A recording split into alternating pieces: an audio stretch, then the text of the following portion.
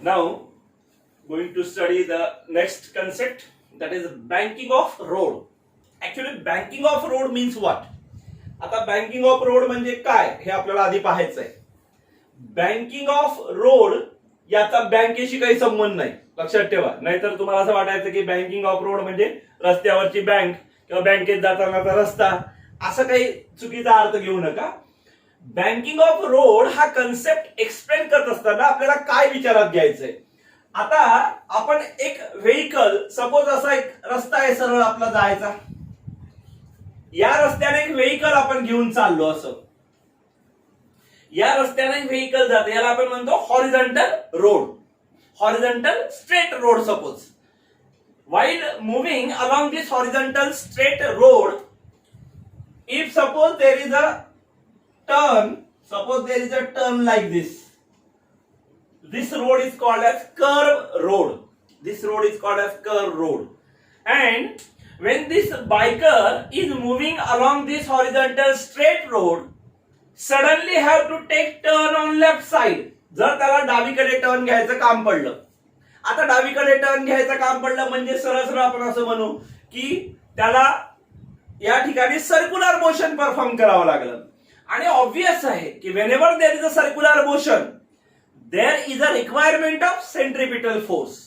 ज्या वेळेला एखादा पार्टिकल, एखादी बॉडी, एखादा ऑब्जेक्ट सर्क्युलर मोशन परफॉर्म करत असतो, तेव्हा त्या ऑब्जेक्टला सेंट्रिपिटल फोर्सची आवश्यकता असते. कशासाठी? तर त्या कर्व सरफेसवर राहण्यासाठी, म्हणजे सर्क्युलर मोशन परफॉर्म करण्यासाठी. आता ऑब्वियस या व्हेकल साठी सुद्धा तीच कंडिशन आहे की जेव्हा ही व्हेकल या हॉरिझॉन्टल स्ट्रेट रोडनी येत होती, अचानक त्या ठिकाणी लेफ्ट साइडला कर्व रोड त्याला लागला, त्याला टर्न घ्यावा लागला, लेफ्ट साइडला अशा स्वरूपात मूव्ह व्हावं लागलं. या लेफ्ट साइडला मूव्ह होत असताना, सर्क्युलर मोशन परफॉर्म करत असताना रिक्वायर्ड सेंट्रिपिटल फोर्स या ठिकाणी कशाच्या माध्यमातून प्रोव्हाइड केलं जाते? Here the centripetal force is provided by the force of static friction और फोर्स ऑफ फ्रिक्शन.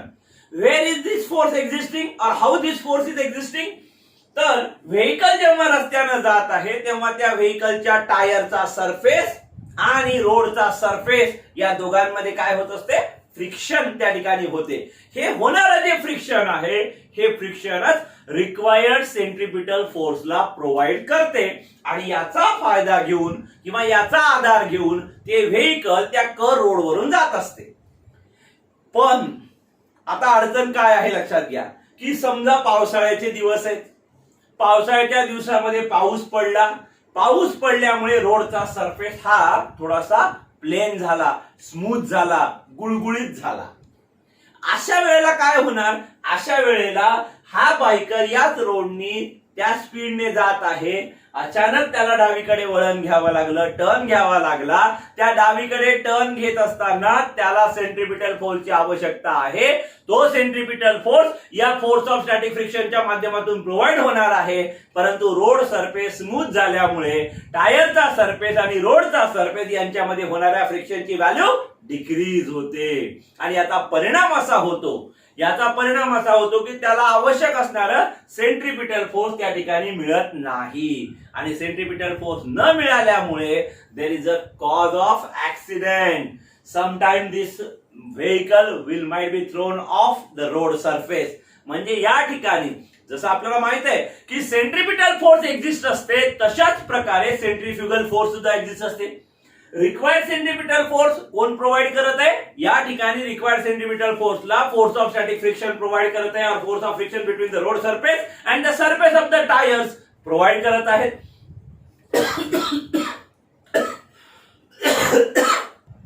तर हे जे फोर्स ऑफ स्टॅटिक फ्रिक्शन आहे या ठिकाणी एक्झिस्ट होणार, हे फोर्स जर मिळालं नाही तर व्हेकलचा ऍक्सिडेंट होऊ शकतो. आणि व्हेकलचा ऍक्सिडेंट जर झाला, व्हेकल तो बायकर मरेल. करायचं का ऍक्सिडेंट आपल्याला त्याचा? नाही. ऍक्सिडेंट झाला नाही पाहिजे, त्याला आवश्यक असणारं फोर्स ऑफ फ्रिक्शन मिळालंही पाहिजे आणि रोडच्या सरफेसवर आपल्याला डिपेंड राहावंही नाही लागलं पाहिजे. याच्यासाठी त्या रोडच्या सरफेस मध्ये काही बदल केले जातात आणि त्या बदल करण्याच्या फेनॉमेनॉनलाच काय म्हटलेले? Banking of road. तर लक्षात घ्या, हे बँकिंग ऑफ रोड म्हणजे काय, तर बँकिंग ऑफ रोड म्हणजे काय, the tilting means inclination, the tilting of the road surface with the horizontal at some angle so that the required centripetal force is provided by the road surface whatever may be the required value. म्हणून असं म्हटलेलं आहे पहा की या road surface वर विश्वास ठेवून चालणार नाही. रोड सरफेस वर आपण रिलायबल राहू शकत नाही, डिपेंड राहू शकत नाही, कारण पावसाळ्याच्या दिवसामध्ये पावसाच्या पाण्यामुळे रोडच्या सरफेस मध्ये बदल येतात. मे बी आता असं समजा की या अगोदर या व्हेकलच्या जाण्याच्या अगोदर त्या ठिकाणाहून एक ऑइलचा ट्रक गेला आणि त्या ऑइलच्या टँकर मधून ते ऑइल लीक होत गेलं. ते ऑइल लीक होणारे या रोडच्या सरफेसवर सांडलेलं आहे, त्याच्यामुळे रोडचा सरफेस काय झाला, प्लेन झाला. बऱ्याच वेळेला असं होते पा की रोडचा सरफेस प्लेन झाला म्हणजे त्या रोडच्या सरफेसवरून व्हेकल नेता येणार नाही असं नाही, ते व्हेकल स्लोली न्यावं लागेल. असं कधी कधी तुमच्या अनुभवाला आलेलं असेल की समजा काय होते, आता घरामध्ये पाणी सांडलं, आईने फरशीवर पाणी सांडलेलं आहे ते पुसून घेतलं कपड्याने किंवा सांडलेल्या स्थितीमध्ये तुम्ही आपलं नेहमीच्या वेगाने घरामध्ये आले, धावत गेले, पाय घसरला, पडले, कंबरडं मोडलं, काय करता, अडचणीचं काम झालं.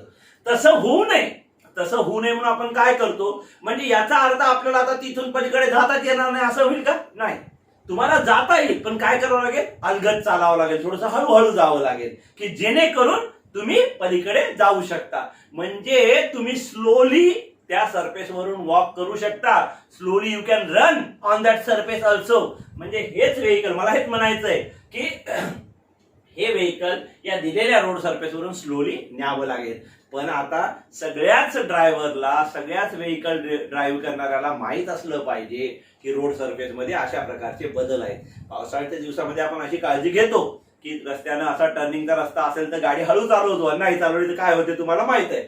मग तसं होऊ नये म्हणून ही गाडी हळू चालवावी लागेल.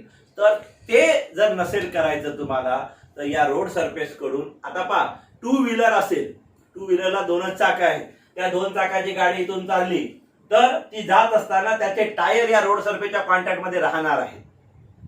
परंतु ज्या वेळेला फोर व्हीलर आहे, फोर व्हीलर पहा लक्षात घ्या, जर समजा अशी फोर व्हीलर या हॉरिझॉन्टल रोड सरफेस वरून गेली, ती या टर्निंगच्या ठिकाणी जेव्हा जाते ना, लक्षात घ्या, टर्निंगच्या ठिकाणी जेव्हा जाते तेव्हा सपोज माझा हा लेफ्ट हँड म्हणजे रोडचा सरफेस आहे, राईट हँड म्हणजे व्हेकलचा सरफेस आहे, या दोघांमध्ये कॉन्टॅक्ट आहे. परंतु जेव्हा व्हेकल लेफ्ट साइडला टर्न होते तेव्हा राईट साइडचे टायर्स असे वर उचलले जातात. म्हणजे टायरचा सरफेस आणि रोडचा सरफेस यांच्यामध्ये डिटॅचिंग येते, त्यांचा कॉन्टॅक्ट ब्रेक होतो आणि या कॉन्टॅक्ट ब्रेक झाल्यामुळे काय होते, there is a minimization of static friction.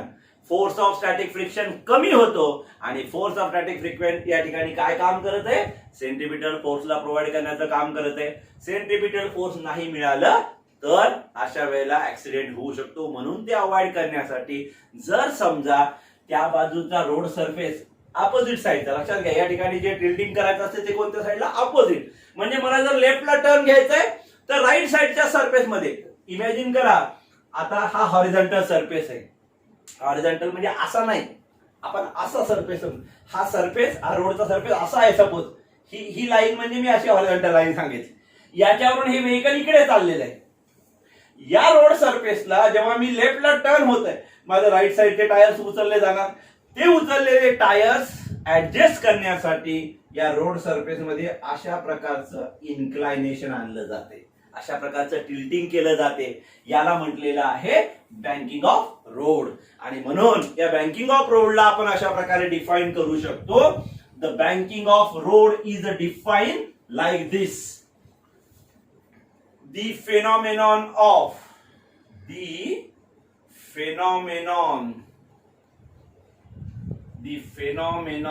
of tilting, T-I-L-T-I-N-G, tilting of road surface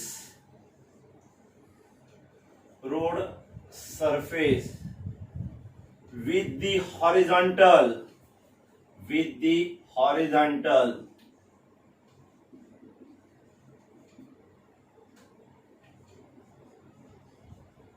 with some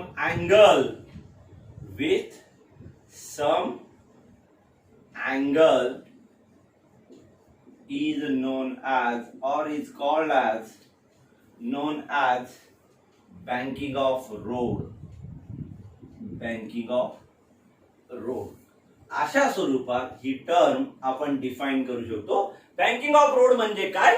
the phenomenon of tilting of road surface with the horizontal with some angle is known as banking of road. म्हणजे initially horizontal असलेला हा road, याला आपण horizontal road surface म्हणणार. या horizontal road surface मध्ये आपण अशा प्रकारचा बदल घडवून आणला. याला म्हटलेलं आहे, हा जो अँगल आहे या अँगलने आपण त्या रोड सरफेसची हाईट वाढवली इनडायरेक्टली. म्हणजे काय केलं जाते पहा, त्या पलीकडची बाजू जी आहे त्या बाजूचा रोडचा सरफेस, जसं तर डांबर रोड तयार केला, एवढ्या जाडीचा रोड आहे, ऑब्वियस या जाडीचा रोड आहे, असा हॉरिझॉन्टल रोड आहे सारख्या जाडीचा, परंतु त्या बाजूची जी जाडी अशी उंच केली जाते अशा स्वरूपात वर उचलली आणि त्याला म्हटलेलं आहे बँकिंग ऑफ रोड. आणि हा जो अँगल या ठिकाणी केलेला याला म्हणतात अँगल ऑफ बँकिंग. याला म्हटलेलं आहे विड्थ ऑफ द रोड. हे जे डिस्टन्स आहे, ऍक्च्युली हे डिस्टन्स आणि डिस्टन्स एकच आहे, कारण रोडची विड्थ काही मोठी नाही केली, रोडची हाईट वाढवली, अशी हाईट त्या बाजूची अशा स्वरूपात रोड सरफेस केला की जेणेकरून मी अशी जरी व्हेकल झाली तरी या बाजूचे टायर हे कॉन्टॅक्ट मध्ये राहिले पाहिजे, ऑब्वियस हे तर टायर कॉन्टॅक्ट मध्ये राहणारच आहे. अशा स्वरूपात बदल केले जातात. तर याला म्हटलेलं आहे विड्थ ऑफ रोड सरफेस आणि याला म्हटलेलं आहे इन्क्लायनेशन. हा अँगल आणि ही त्याची हाईट, एवढ्या हाईटनं त्या बाजूचा रोड सरफेस वर उचलल्या जातो. याला आपण अँगल ऑफ बँकिंग, हा जो अँगल थीटा आहे याला अँगल ऑफ बँकिंग म्हणतो. आणि या प्रोसेसला, या फेनॉमेनॉनला केलेले बदल जे आहेत त्याला आपण म्हणतो बँकिंग ऑफ रोड.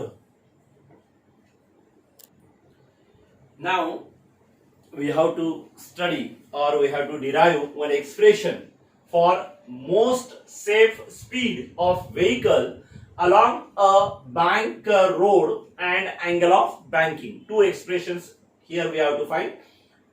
आता मी तुम्हाला सांगितलं की जर समजा घरामध्ये पाणी सांडलेलं आहे आणि अशा वेळेला तुम्हाला जर त्या ठिकाणाहून जायचंय तर तिथे एक पॉसिबिलिटी ही आहे की रोडचा सरफेस म्हणजे घरातला जो आपला फरशी आहे ती प्लेन झालेली आहे, गुळगुळीत झालेली आहे पाणी सांडलेलं असल्यामुळे. आता तुमच्या पायाचा सरफेस आणि फरशीचा सरफेस यांच्यामध्ये जे फ्रिक्शन होणार आहे ते होणारच नाही असं कन्सिडर करा. म्हणजे there is no frictional force existing. आणि अशाही वेळेला आपण त्याच्यावरून चालत जाऊ शकतो. कधी? जेव्हा आपला स्पीड कसा असेल, मोस्ट सेफ स्पीड, ज्याला आपण म्हणू मोस्ट सेफ स्पीड, म्हणजे तो सुरक्षित आहे. याच्यापेक्षा कमी करण्याची गरज नाही, याच्यापेक्षा जास्तही करण्याची गरज नाही. म्हणजे त्याला मिनिममही म्हणता येणार नाही, मॅक्झिममही म्हणता येणार नाही. याला या ठिकाणी आता पहा, जुन्या म्हणजे मागच्या अभ्यासक्रमामध्येच तुमचं टेक्स्टबुक बदलून आलं, याच्या पूर्वी जे होतं तिथे याला मोस्ट सेफ स्पीड असं म्हणत असताना ऑप्टिमम स्पीड असं पण उल्लेख केला होता. इथे नाही केला. आता टेक्स्टबुक मध्ये त्याला मोस्ट सेफ स्पीडच असंच म्हटलेलं, आपण त्याला मोस्ट सेफ स्पीडच म्हणू. तर या सेफ स्पीडची व्हॅल्यू किती असायला पाहिजे त्याच्यासाठीचं एक्सप्रेशन आता आपल्याला विचारात घ्यायचं. आणि ते एक्सप्रेशन विचारात घेण्यासाठी एक डायग्राम आपण ड्रॉ केलेली आहे. ही जी डॉटेड लाईन मी या ठिकाणी दाखवली, इमॅजिन करा this is the horizontal road surface. परंतु इथे आपण त्या रोड सरफेसला बँक केलेलं आहे, म्हणजे त्याच्यामध्ये टिल्टिंग केलेलं आहे, रोड सरफेस अपलिफ्ट केलेला आहे थ्रू अन अँगल थीटा. या अँगल थीटाने तो रोड सरफेस असा झाला. आता या रोड सरफेस वरून ही व्हेकल या बाजूला चालली, म्हणजे सपोज माझ्या डाव्या बाजूला चालली असं मी म्हणतो. हा टर्न आहे, त्या टर्न वरून त्या कर्व सरफेस वरून ती चाललेली आहे. त्या कर्व सरफेसचा सेंटर या बाजूला असेल. ऑब्वियस आहे. आता पहा ना, असं तुम्ही इमॅजिन करा की असा हा टर्न आहे, तर या टर्नचा सेंटर कुठे असेल? या बाजूला असेल. हा सेंटर असेल इकडे. या सेंटर पासून या रोडच्या सरफेसचं जी रेडियस ज्याला आपण म्हणतो, radius of this circular track, circular road surface suppose आहे स्मॉल आर. ही जी व्हेकल या ठिकाणाहून चाललेली आहे त्या व्हेकलचं मास आहे स्मॉल एम. आता इथे दोन फोर्सेस एक्झिस्ट असतात. एक फोर्स कोणतं? एक म्हणजे व्हेकलचं वेट, ज्याला आपण mg असं म्हणू, the weight of the vehicle acting vertically downward. आता प्रत्येक गोष्ट लिहिणं शक्य नाही, मी बोर्डवरती ती लिहित नाही. नोट्स तुम्हाला ज्या दिलेल्या आहेत त्याच्यामध्ये ते सगळं लिहिलेलं आहे. पण आपल्याला जे कन्सिडरेशन्स करायचे ते काय कन्सिडरेशन्स करायचे आहेत? की consider a vehicle of mass m is moving along a bank road of radius r with a speed v. म्हणजे आपण काही गोष्टी इमॅजिन केल्या की एक व्हेइकल आपण इमॅजिन केलं, कन्सिडर केलं ज्याचं मास आहे स्मॉल m, ज्या सर्क्युलर ट्रॅक वरून ते व्हेइकल चाललेलं आहे त्याची रेडियस आहे स्मॉल r, ज्या स्पीडने ते व्हेइकल चाललेलं आहे तो स्पीड आहे v. या जाणाऱ्या व्हेइकल वरती एक्झिस्ट होणारे दोन महत्वाचे फोर्सेस या ठिकाणी आहे. There are two forces existing on the vehicle. कोणते कोणते? एक व्हेइकलचं वेट ज्याला आपण म्हणतो the first force. Number 1 the weight of the vehicle. The weight of the vehicle mg acting vertically downward. Acting vertically downward.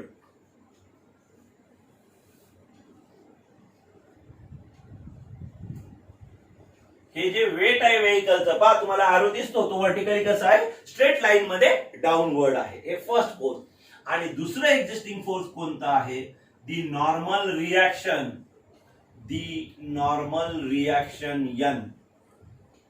Normal reaction capital N acting perpendicular to the road surface. Acting perpendicular to the road surface.